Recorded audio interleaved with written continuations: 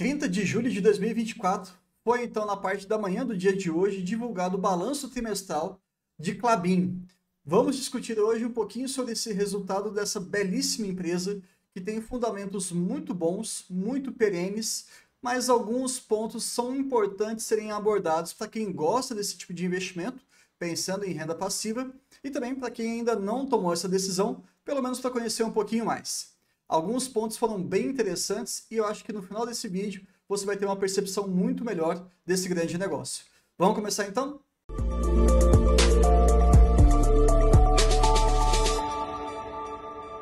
Fala pessoal, tranquilo? Meu nome é Bruno Oliveira, eu sou analista CNPI do Vida de Acionista, o VDA, e hoje a gente vai trazer aqui uma percepção um pouquinho mais avançada, não tão trivial, saindo daquela mesmice de apenas ficar lendo slides. A nossa proposta nunca vai ser essa, mas trazendo alguns pontos para que você consiga pensar cada vez mais por conta própria e, é claro, poder compartilhar e debater com outros investidores.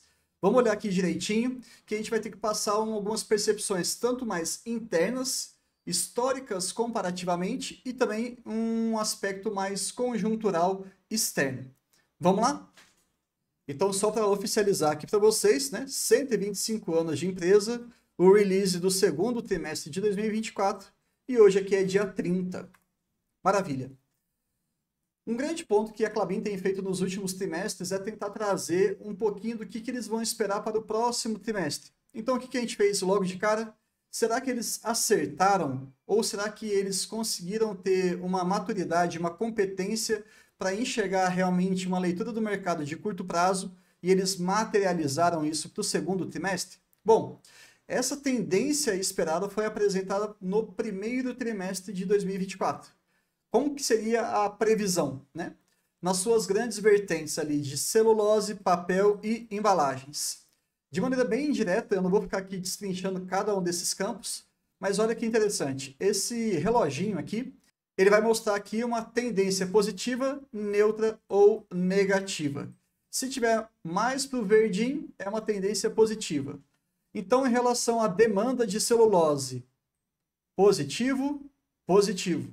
Em relação à demanda de papel, praticamente neutro e positivo. E embalagens, positiva essa demanda, e para saco industrial, algo bem neutro. Então, o pior cenário seria a neutralidade e o melhor cenário ali, dependendo da linha que você está observando, um aumento de demanda. E em relação aos preços, vamos fazer essa leitura rapidamente aqui de celulose, pensando em fibra curta, um aumento do preço, fibra longa e fluff também aumento. Em relação ao papel de cartões, né, em específico, neutralidade, mas na parte do kraftliner, uma tendência positiva. Pensando nas embalagens, o preço seria mais estável. Na hora que você multiplica demanda pelo preço, você consegue ter uma percepção muito boa aqui do que vai ser a receita da empresa. Aqui é uma demanda, uma forma de você enxergar em termos de volume, e aqui o preço por si só. Volume vezes o preço, você chega numa ideia muito boa de receita. Maravilha. Vamos ver se isso efetivamente aconteceu. Não teríamos nenhuma queda da sua receita, do seu EBITDA e por aí vai. Então, vamos lá? Na hora que você muda aqui e vê realmente o balanço do segundo trimestre, o EBITDA ajustado ele atingiu 2 bilhões, um aumento de 53% em relação ao ano passado. E isso chama muita atenção, mas tem vários pontos, várias pegadinhas aqui. Eu não diria nem que foi sacanagem, não é nada disso não. Mas você precisa ficar atento com o que está acontecendo na empresa. De todo modo, na parte aqui de celulose, eles tiveram o maior volume vendido desde o startup da planta, né, dessa nova fase que eles estão passando, de tentar diversificar mais as suas operações. Temos ali o projeto Puma 1, Puma 2, o projeto Figueira também, todos eles colaborando para que a empresa fique cada vez mais diversificada. E no quesito de celulose, eles conseguiram bater então o seu recorde aqui em relação ao fluff. Então, aquela premissa que eles estavam esperando realmente aconteceu. A margem EBITDA aqui, ela chegou a 41% e nós tivemos uma expansão de 10 pontos percentuais. Bruno, isso é muito ou é pouco? Numericamente falando, uma expansão da margem de 10 pontos percentuais é muita coisa. Mas essa margem EBITDA aqui, ela está voltando para a normalidade que a gente gosta enquanto investidor de Klabin. O grande pulo do gato aqui é você observar que no passado, no segundo TRI de 23, foi uma margem bem mais baixa do que a gente gostaria. Tem todos os motivos, mas vamos focar aqui nesse ano de 2024. Na parte de papéis, também tivemos um aumento aqui no volume vendido, fazendo com que isso materialize principalmente as realizações da máquina de papel 27 e 28. MP significa máquina de papel. 27 e 28, elas estão associadas ali ao projeto Puma 2. Então, e também aqui, para a gente fechar, o projeto Figueira, ele teve aqui uma parte de conclusão das suas operações e início das suas operações, fazendo com que o papel ondulado realmente ele tivesse uma capacidade produtiva aumentada. Ainda não chegamos ali no seu máximo, é claro que não, mas isso justifica muito aquela previsão que eles fizeram. Então, um ponto positivo para a gestão, para os executivos, que eles foram felizes em trazer aquele termômetro para a gente, aquele reloginho. Avançando aqui um pouquinho mais, é óbvio que a gente não vai ficar lendo essa planilha toda, eu vou fazer alguns recortes bem cirúrgicos para que vocês percebam alguns pontos que a gente vai acompanhar mais para frente. Em relação ao volume de vendas, como a gente sabe que aumentou, a gente pode focar aqui essa dinâmica de mercado interno e externo, olhando mais a receita. Olha só, no segundo tri do ano passado foi de quase 70%, e agora foi para 63%, ainda prevalente, mas um pouco menor. Isso tem várias explicações. Uma das que você pode já concluir é o comportamento do dólar. Como é que ele estava o ano passado e como é que ele está hoje? Se você tem um dólar muito elevado, é melhor você vender para o mercado interno ou para o mercado externo? A resposta é para o mercado externo. Dólar elevado, você vende para fora. Dólar um pouco mais tímido, você tende a concentrar um pouquinho mais no Brasil. E foi justamente aqui, a gente consegue ter nas últimas linhas, o dólar médio do período. Ano passado estava em 4,95, então você tinha necessariamente uma maior probabilidade de você reter esse tipo de produto, de produção do Brasil. Com o dólar subindo um pouco mais para 5,21 nesse período do segundo tri, você diminui a sua exposição para o mercado interno e coloca, obviamente, mais para o mercado externo. Super tranquilo, isso faz parte da dinâmica do negócio, mas é só para você ir conhecendo cada vez mais aonde você quer colocar o seu dinheiro. Na hora que a gente olha aqui, o EBITDA ajustado saiu de 1,3 bilhão para 2 bilhões, um aumento importante ali comparativamente de 53%, e esse valor chama muito a nossa atenção, com o aumento da margem ali de 10 pontos percentuais, de 31 para 41. Maravilha! Agora, o que está aparecendo em muita reportagem por aí e você não é esse cara raso, você já entende do negócio e sabe que ficar olhando para lucro líquido de Klabin não faz o menor sentido, E eu falo isso em defesa da empresa, porque a gente sabe que avaliar esse negócio não é muito simples. Se você falasse assim, Bruno, talvez eles estejam tentando maquiar o resultado, eu pensaria da seguinte maneira, pode ser. Eles ficam ali valorizando apenas EBITDA e deixam de lado o lucro, já que teve uma queda expressiva de quase 70%. Mas aí eu te pergunto, se eles quisessem usar de uma maneira tendenciosa, seria natural um aumento de lucro ou do seu resultado de lucro líquido do período, se ele fosse muito positivo, eles não iriam exaltar esse valor? Sim, né? Faz sentido. Se a ideia fosse uma manipulação, uma maquiagem dos seus resultados. Convido todos vocês a entrar no site da Klabin, lá no quarto trimestre de 2020, e dê uma olhadinha na variação positiva que nós tivemos no lucro líquido. Foi de incríveis 110%. Ah, Bruno, tem que entender o cenário, tal. Com certeza você tem que fazer isso. Mas exatamente a mesma abordagem que eles tomaram agora com esse release, eles tomaram lá no passado. Não valorizaram a variação de lucro líquido, tanto para mais quanto para menos, trazendo um pouquinho de percepção que, de fato, para você avaliar um negócio com a Klabin, não vale a pena você ficar olhando o lucro líquido. E eu penso como investidor também, porque se você for pensar, o nosso dividendo vem do EBITDA e não do lucro líquido. Então deixa isso um pouquinho de lado, pode acompanhar sem problema nenhum, mas também faça esse estudo retrospectivo. Será que existe algum tipo de má-fé dos executivos para tentar maquiar os resultados? Eu não vejo isso em Klabin. Muito embora eu confesso que às vezes dá essa sensação. Para ser bem justo aqui, aproveitar que a gente está fazendo esse pequeno parênteses, quando eles anunciaram aquele guidance para 2027, 2028, do aumento do seu EBITDA ajustado por volta de 50%, Inclusive, nós fizemos um vídeo exclusivo aqui para os membros do nosso canal em relação a essa projeção de dividend yield dos próximos anos, baseado nesse guidance. Naquele momento, eu senti que um pouquinho que eles tentaram deixar os ânimos do mercado um pouco mais calmos. Primeiro porque, naquele momento, o resultado foi bem ruinzinho. É só você voltar um pouquinho no tempo quando é que ele aconteceu. E também veio com essa grande notícia que é um comportamento que eles não fazem, que é esse guidance de alguns anos para frente. Eu, pelo menos, na minha curta experiência de mercado, que começou em 2018, 2019, eu não me lembro muito bem de Klabin ter esse comportamento recorrente. Então, ali sim, talvez eles tenham não maquiado o cenário, mas tentado trazer informações para que os investidores ficassem um pouco mais tranquilos nas suas decisões e os analistas nas suas avaliações. Então, está tudo explicado aqui. Tivemos realmente uma queda de 971 para 315, mas depois a gente vai entrar em detalhes do porquê isso aconteceu. E eu vou deixar essa informação lá para o final do vídeo. De todo modo, não tem jeito, a empresa está passando por mais um grande ciclo de investimento, parece até repeteco, porque essa empresa está sempre fazendo volumosos, bilionários investimentos. Isso é bom porque uma hora volta para a gente, né? Saiu ali de uma alavancagem de 2,6 para 3,2. Lembrando que Klabin gosta e entende que faz mais sentido sempre que a gente olhe a dívida líquida pelo EBITDA em dólares.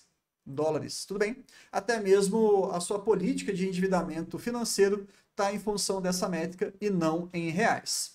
Quando a gente vem aqui para a parte de volume, né, produção de celulose e papéis, aqui também eu não vou ficar lendo essa planilha toda, mas a gente vai destrinchar algumas explicações. Perceba que expressivo isso aqui. Um aumento na celulose ano a ano, segundo o TRI de 23 com 24, aumento de 26%.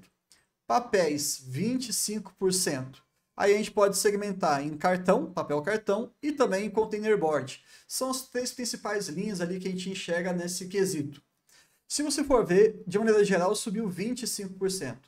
Bruno, isso é bastante, né? Ano a ano, de fato, isso aí é muito expressivo. Mas vamos tentar entender algumas questões muito importantes? Olha só, no segundo TRI de 23, nós tivemos a parada da unidade de Ortigueira.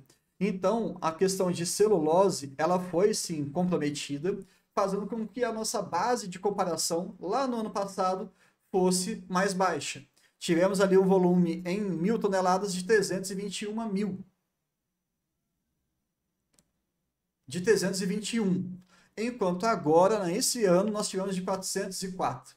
Esse é um ponto que vai fazer com que você entenda mais que agora eles estão voltando a uma ideia de normalidade. Já que tiveram que fazer a parada programada, isso vai reduzir sem dúvida nenhuma o volume. E saiba, tá? De tempos em tempos a gente tem que fazer manutenção nas máquinas, nas unidades.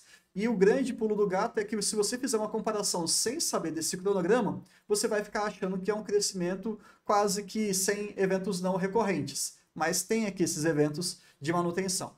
Um outro ponto que também vai influenciar com essa parada da Ortigueira, ali da unidade, é que o containerboard subiu 26%. Então, já está explicado pelo menos essas duas questões. Agora, em relação à máquina de papel 28, a MP28, ela ajudou demais, tanto em papel cartão, quanto também no próprio containerboard. Juntando todas essas mudanças positivas, no primeiro caso, uma base histórica muito reduzida, e agora com a inserção de uma nova capacidade produtiva, que foi a MP28, a gente percebe que a parte de papéis cresceu 25%. E de maneira consolidada nós conseguimos justificar esse volume total de produção. Esse que é o grande ponto. Entenda que você sempre tem que saber o que aconteceu no passado e o que está acontecendo no presente para que essas comparações elas fiquem mais corrigidas. Já falando um pouquinho sobre esse slide aqui que está muito em função da receita líquida, é só para que fique visualmente mais fácil de você entender. Vamos olhar aqui de novo o dólar médio do câmbio do período.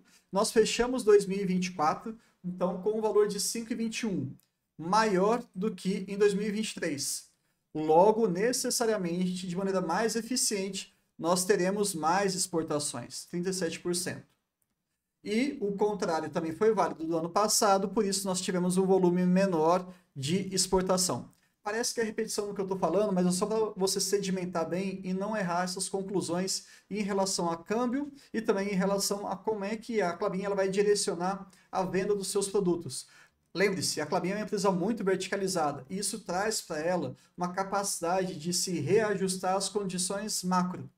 Esse é o pulo do gato que eu gosto desse negócio. Ela consegue rapidamente, vamos beneficiar essa celulose, vamos fazer aqui um papel cartão, vamos fazer aqui um container board, porque o preço está um pouco acima. Essa celulose está muito mal precificada, então vamos beneficiar ela aqui dentro. Ou está muito cara, vamos vender isso aqui já logo para o mercado. Vamos vender mais para a China, para a Europa, vamos colocar mais no Brasil. Tudo isso aí traz resiliência dos seus resultados, que é algo que a gente gosta sem dúvida nenhuma. Quando a gente pensa aqui em custo caixa total, e essa também foi um destaque que eles colocaram lá no início, que é importante a gente trazer, de maneira geral, se você for olhar aqui a última linha, nós tivemos uma redução em relação ao ano passado de 11%. Tem vários pormenores aqui, mas eu queria trazer a percepção da materialização do projeto Puma 2. Quando você tem máquina de papel 27 e a 28 já entrando em operação e aumentando, então, os seus valores de produtos efetivamente entregues ou disponíveis para venda, o que você começa a lembrar? Bom, a gente está falando de uma indústria e esse custo caixa total, ele vai envolver não somente os custos fixos que nós temos naquela empresa, mas também os custos variados. Custo variado não tem jeito, né? Variável, melhor dizendo. Ele vai oscilar de acordo com a sua quantidade de produção. Agora, imagina o seguinte, de maneira bem intuitiva e grosseira. Você tem um custo mensal da sua indústria de R$100. Tá? É um custo fixo que você tem para deixar aquela máquina funcionando. Se você tem esse custo de R$100 e você só produz um produto por mês, qual que vai ser o custo que você vai ter em relação ao custo caixa total? Bom, é todo esse custo dividido por um produto só. Então, R$100. Eu estou falando dos custos fixos, ok? Agora uma pergunta, e se eu tiver uma produção 10 vezes superior? Ao invés de produzir com o mesmo custo fixo mensal, eu consigo produzir 10 produtos. Qual que vai ser o novo custo caixa total? O valor fixo dividido por 10 produtos. Então agora eu tenho um custo caixa total, de maneira bem simbólica aqui, de R$10 apenas. Então quanto maior for a minha produção, mais fácil eu consigo diluir esse custo fixo. E é um dos motivos que explica essa linha aqui, ó. Custo caixa dividido pela tonelada de produção, né? E aí você consegue ver que nós tivemos uma redução de 11%. É aqui que você começa a enxergar aumento de eficiência da empresa. Ela está num ciclo muito forte de investimentos, passou pelo projeto Puma 2, as produções estão aumentando. O custo fixo continua ali, ou ele alterou muito pouco, melhor dizendo. Mas na hora que você divide por todas as unidades, você tem uma redução. Isso é aumento de eficiência na veia, tá? A gente gosta disso. E agora falando um pouquinho de EBITDA e geração de caixa operacional, só para complementar aquela nossa leitura inicial, veja o seguinte. Qual que seria a média histórica da Klabin em termos de margem EBITDA ajustada? Bruno, por que eu quero saber margem? Primeira coisa, vamos lá, só para relembrar aqui. Como que você calcula a margem EBITDA ajustada? Você vai pegar o seu EBITDA ajustado, certo? E aí você vai dividir pela sua receita líquida do negócio. Lá em cima que a gente já acabou para poder conversar. E aí você chega, então, nesses valores dessa linha aqui. Eu acho que, de maneira geral, já está explicado por que a eficiência está aumentando, mas para você também ter uma outra visão que eu tenho gostado que eles estão colocando agora cada vez mais, é essa visão acumulada do ano. Então, os primeiros 3 meses, depois os primeiros 6 meses, depois os primeiros 9 meses e no último balanço, eles mostram, obviamente, ali o resultado anual todo consolidado. E perceba que, de fato, isso está sendo sustentável, tá? No primeiro semestre de 23 foi de 36% a margem e agora foi de 39%. Gostamos de valores acima de 40%, olhando o histórico dessa empresa, podendo até esperar às vezes um 45%, 44% e por aí vai. Então estamos caminhando super bem. Olha aqui, o segundo TRI de 23 estava 31%. Primeiro TRI de 24, 37, ou seja, mais próximo. E agora no segundo TRI de 24, 41. Ótimo, é isso que a gente quer ver daqui para frente. E um outro ponto também fundamental para você poder avaliar se o negócio está bem organizado é geralmente em relação à questão da visão de investimento. Nós falamos sobre receita, nós falamos um pouquinho sobre custos e agora vamos falar aqui sobre investimentos antes de entrar na questão rentabilidade. Nessa parte aqui, eles têm feito também alguns guidances, algumas projeções, e o único ponto que eu queria mostrar para vocês aqui é essa questão dos 6 meses iniciais que eles estão colocando de 2024. Nós temos ali um total de investimento na casa de 1,7 bilhão. Bruno, isso está dentro, está fora da média? Como é que você enxerga isso? Bom, eu vou olhar o guidance. Eles querem 3,3? Ok. Já fizeram na metade do ano aproximadamente 1,7. 1,7 vezes 2 dá 3,4. Eles estão projetando 3,3. Perfeito, maravilhoso. Então está tudo conforme o planejado. Nada muito fora não. Se eventualmente acontecesse alguma coisa no sentido de, não, eles estão planejando ali um gasto anual de 2 bilhões e já foi investido 1,7, não é que está errado, porque a gente tem que fazer um outro crivo, uma outra avaliação. Será que não estava mais concentrado no primeiro semestre todo esse volume de investimento? E às vezes também está tudo certo. Mas a gente tem visto pelas palavras dos executivos, pelos comunicados da empresa, que esse desembolso ele tem sido praticamente gradual. Então a gente pode considerar que no primeiro semestre tende a ser parecido com o segundo. E assim tem sido. Se efetivamente isso não estiver acontecendo, olhar essas guidances, essas projeções de investimento te ajuda a entender se eles estão no caminho certo ou não. Ok? E agora vindo finalmente para o ROIC, nós fizemos uma live exclusiva para os membros. Todo mês a gente tem isso aí, muitas outras vantagens, um vídeo todos os dias, pelo menos de segunda a sexta, grupo do WhatsApp, enfim, outras várias dinâmicas interessantes. Mas está dizendo aqui a percepção do ROIC em linhas gerais. A gente está falando de uma rentabilidade do negócio, considerando tanto o dinheiro da própria empresa, que ela tem em caixa, o seu dinheiro enquanto acionista, né, querendo ou não, você tem direito à parte disso, e também todo o dinheiro que eles pegaram emprestado, todo o dinheiro que está envolvido ali na dívida da empresa.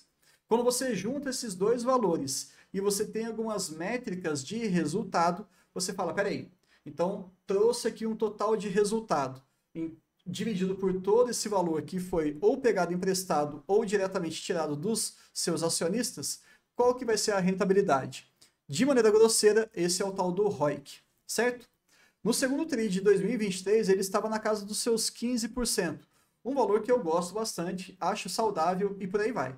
No primeiro TRI de 24, por várias questões, principalmente em termos de investimentos, de fato isso caiu bastante. E agora no segundo TRI de 24, nós tivemos um crescimento bem singelo, nada que me impressione não, eu quero ver isso aí mais elevado, mas a gente tem que entender a conjuntura do negócio. O projeto KIT está aí, tem muita coisa acontecendo. No primeiro semestre nós tivemos ali, principalmente no segundo TRI, ainda alguns desdobramentos relacionados a problemas logísticos, e isso vai ser muito bem abordado no nosso vídeo exclusivo para os membros, mas o nosso ROIC ele está subindo, engatinhando, devagarinho, e eu acho que vai continuar subindo sim. Isso é fundamental porque, de uma maneira grosseira, se o ROIC de uma empresa estiver muito baixo e o custo de capital, ou seja, a questão de juros, né, cada tipo de empréstimo, cada tipo de dívida está atrelado a um indicador e por aí vai. Se essas duas métricas, custo de capital e o ROIC, de maneira geral, forem muito próximos, você não está gerando valor para o seu acionista. Quando você tem uma diferença muito grande, por exemplo, um ROIC elevado, de 15% ou até mais, com um custo, por exemplo, de capital de 8%, só um exemplo, tá? A diferença entre os dois é uma geração de valor concreta. É uma forma de interpretar, pelo menos. Se você tem aqui um ROIC de 10%, com um custo de capital de 8%, um menos o outro, é bem pequenininha essa gordura, então a geração de valor ela tende a ser pontualmente nesse trimestre prejudicada. Mas a gente tem que olhar no longo prazo. E agora, finalmente, chegando numa parte que todo mundo gosta, que é a relação de proventos, de remuneração ao seu acionista, a construção de uma renda passiva. Nós tivemos aqui uma visão caixa, lembrando, qual que é a visão regime? Bruno, regime é tudo que se refere a um período em específico. E o caixa? Bom, eu estou falando daquilo que caiu na minha conta efetivamente. Quer pensar em dividendos? Olha o caso da TRPL.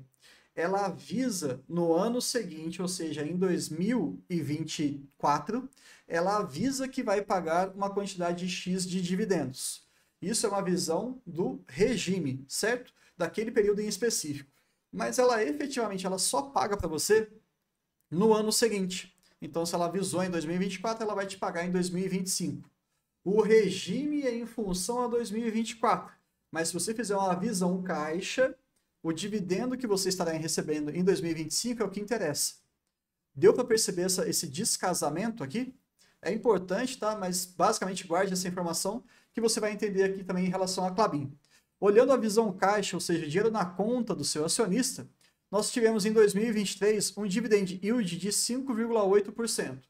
Eu vou ser muito sincero e tem bastante coisa, mas bastante coisa mesmo para falar sobre essas métricas de 5,8%, 6%, 5,5% e inclusive 5,1% nos últimos 12 meses até junho de 2024. O DM é últimos 12 meses, ok?